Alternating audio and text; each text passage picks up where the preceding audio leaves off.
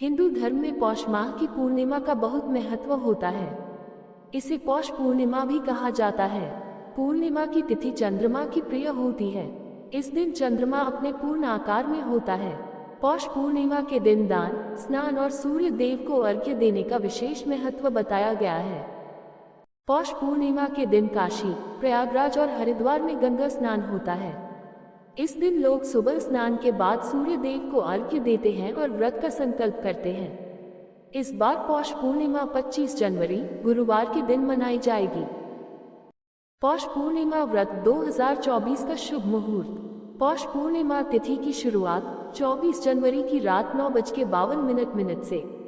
पौष पूर्णिमा तिथि की समाप्ति 25 जनवरी की रात 11:26 पर। पौष पूर्णिमा पर पूरे दिन सर्वार्थ सिद्धि योग बन रहा है। 25 जनवरी को सूर्योदय के बाद से ही पूरे दिन पूजा पाठ की जा सकती है। इस दिन का शुभ मुहूर्त यानी अभिजीत मुहूर्त दोपहर 12:12 से 12:55 तक है। पौष पूर्णिमा व्रत और पूजा विधि। पौष पूर्णिमा की व्रत और पूजा विधि इस प्रकार है। 1. पौष पूर्णिमा के दिन प्रातःकाल स्नान से पहले व्रत का संकल्प लें। 2. पवित्र नदी या कुंड में स्नान करें और स्नान से पूर्व वरुण देव को प्रणाम करें। 3. स्नान के पश्चात सूर्य मंत्र का उच्चारण करते हुए सूर्य देव को अर्घ्य देना चाहिए। 4. स्नान से निवृत्त होकर भगवान मधुसूदन की पूजा करनी चाहिए और उन्हें नैवेद्य अर्पित करना चाहिए। 5. किसी जरूरतमंद व्यक्ति या ब्राह्मण को भोजन कराकर दान दक्षिणा देनी चाहिए। 6. दान में तिल, गुड़, कंबल और ऊनी वस्त्र विशेष रूप से देने चाहिए। पौष माह की पूर्णिमा के उपाय। 1. पौष पूर्णिमा के दिन चावल का दान करना शुभ होता है। चावल का संबंध चंद्रमा से होता है और पूर्णिमा के दिन चावल का दान करने से चंद्रमा की स्थिति कुंडली में मजबूत होती है। 2. पौष पूर्णिमा के दिन पानी में गंगाजल मिलाकर कुछ हाथ में लेकर स्नान करना चाहिए। 3. पौष पूर्णिमा पर भी पीपल के वृक्ष पर मां लक्ष्मी का आगमन होता है। सुबह उठकर पीपल के पेड़ के सामने कुछ मीठा चढ़ाकर जल अर्पित करें। 4. पौष पूनम पर भी पति पत्नी चंद्रमा को दूध का अर्घ्य अवश्य ही दें। इससे दाम्पत्य जीवन में मधुरता बनी रहती है। 5. पौष पूर्णिमा के दिन चंद्रोदय के समय चंद्रमा को कच्चे दूध में चीनी और चावल मिलाकर ओम स्रा श्री स्रौंस चंद्रम से नमः अथवा ओम ऐं क्लीं सोमाय नमः मंत्र का जप करते हुए अर्घ्य देना चाहिए। इससे आर्थिक समस्या खत्म होती है। 6. पौष पूर्णिमा के दिन मां लक्ष्मी के चित्र पर 11 कौड़ियां चढ़ाकर उन पर हल्दी से तिलक करें।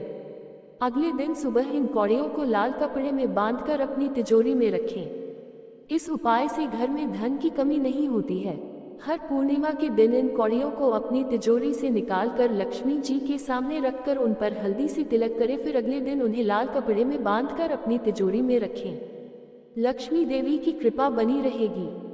7. पौष पूर्णिमा के दिन मंदिर में जाकर लक्ष्मी को इत्र और सुगंधित अगरबत्ती अर्पण करनी चाहिए। धन, सुख, समृद्धि और ऐश्वर्य की देवी मां लक्ष्मी से अपने घर में स्थायी रूप से निवास करने की प्रार्थना करें। 8. पौष पूर्णिमा की रात में चंद्रोदय पर अपने घर के मंदिर में धन लाभ के लिए श्री यंत्र, व्यापार वृद्धि यंत्र, कुबेर यंत्र, एकाक्षी नारियल, दक्षिणवर्ती शंख रखें। इनको साबुत अक्षत के ऊपर स्थापित। पौष पूर्णिमा का महत्व। ज्योतिष शास्त्र में पौष माह को सूर्य देव का माह कहलाता है। इस मास में सूर्य देव की आराधना से मनुष्य को मोक्ष की प्राप्ति होती है। इसलिए पौष पूर्णिमा के दिन पवित्र नदियों में स्नान और सूर्य देव को अर्घ्य देने की परंपरा है। पौष का महीना सूर्य देव का माह है और पूर्णिमा चंद्रमा की तिथि है। पौष पूर्णिमा के दिन सूर्य और चंद्रमा का अद्भुत संगम होता है। इस दिन सूर्य और चंद्रमा दोनों की पूजा करने से मनोकामनाओं की पूर्ति होती है और जीवन में आने वाली सारी बाधाएं दूर होती हैं। सत्यनारायण कथा। पौराणिक कथाओं के अनुसार काशीपुर नगर के एक गरीब ब्राह्मण रहा करता था जो कि भिक्षा मांगकर अपना जीवन यापन करता था।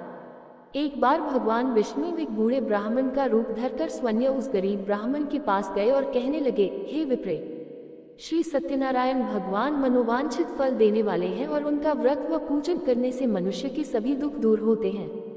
तुम भी उनका व्रत व पूजन करोगे तो सब प्रकार के दुखों से मुक्त हो जाओगे।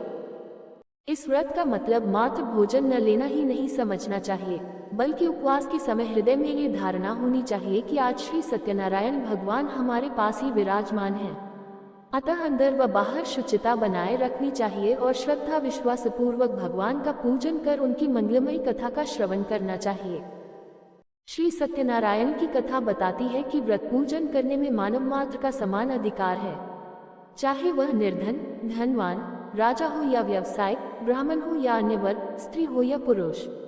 यही स्पष्ट करने के लिए इस कथा में निर्धन ब्राह्मण, गरीब लकड़हारा, राजा उल्कामुख, धनवान व्यवसाय, साधु वैश्य, उसकी पत्नी लीलावती, पुत्री कलावती, राजा तुंगध्वज एवं गोपगणों की कथा का समावेश किया गया है। कथानुसार जिस प्रकार लकड़हारे, गरीब ब्राह्मण, उल्कामुख, गोपगणों ने यह व्रत रखा और सत्यनारायण भगवान की कथा को सुना, इस कथा को सुनते ही श्रद्धा, भक्ति तथा प्रेम के साथ सत्यव्रत का आचरण करने में लग गए और फलस्वरूप सुख भोग कर परलोक में मोक्ष। एक साधु वैश्य ने भी यही प्रसंग राजा उल्कामुख से सुना, किंतु उसका विश्वास अधूरा था और श्रद्धा में कमी होने के कारण उसने मन में प्रण लिया कि संतान प्राप्ति पर सत्यव्रत पूजन करूंगा। समय बीतने पर उसके घर एक सुंदर कन्या ने जन्म लिया। तब उसकी पत्नी ने व्रत की याद दिलाई तो उसने कहा कि कन्या के विवाह के समय करेंगे। कन्या के विवाह का भी समय आ गया और पत्नी ने याद दिलाया तो उसने बात टाल दी। इसके बाद व्यापारी अपने दामाद को लेकर व्यापार के लिए चला गया। वहां उसे चोरी के आरोप में राजा चंद्रकेतु द्वारा दामाद सहित कारागार में डाल दिया गया। उसके अपने घर में भी चोरी हो गई। पत्नी लीलावती और पुत्री कलावती भिक्षावृत्ति के लिए विवश हो गई। एक दिन कलावती ने किसी के घर श्री सत्यनारायण का पूजन होते हुए देखा और घर आकर मां को प्रसाद दिया। तब मां ने अगले दिन श्रद्धा से व्रत पूजन कर भगवान से पति और दामाद के शीघ्र वापस आने का वरदान मांगा। श्री हरि प्रसन्न हो गए और स्वप्न में राजा को कह दिया कि वह दोनों बंदियों को छोड़ दे क्योंकि वह निर्दोष है। राजा ने अगली सुबह उनका धन धान्य तथा प्रचुर द्रव्य देकर उन्हें विदा किया। घर आकर पूर्णिमा और संक्रांति को सत्यव्रत का जीवन भर आयोजन करता रहा। परिणाम स्वरूप उसे सांसारिक सुख भोग कर मोक्ष प्राप्त हुआ। इसी प्रकार एक बार राजा तुंगध्वज ने वन में गोपगणों को श्री सत्यनारायण भगवान का पूजन करते देखा, किंतु अपने अभिमान की वजह से राजा न तो पूजा स्थल पर गया, न दूर से ही प्रणाम किया और न ही गोपगणों द्वारा दिया गया प्रसाद ग्रहण किया। परिणाम ये हुआ कि राजा के पुत्र, धन धान्य, अश्व गजादि सब नष्ट हो गए। राजा को फिर ये आभास हुआ कि विपत्ति का कारण सत्यदेव भगवान का निरादर है। तब उसे बहुत पश्चाताप हुआ। वह तुरंत वन में गया और गोपगणों को बुलाकर उनसे सत्यनारायण भगवान की पूजा विधि पूछी और बाद पूजा की भी।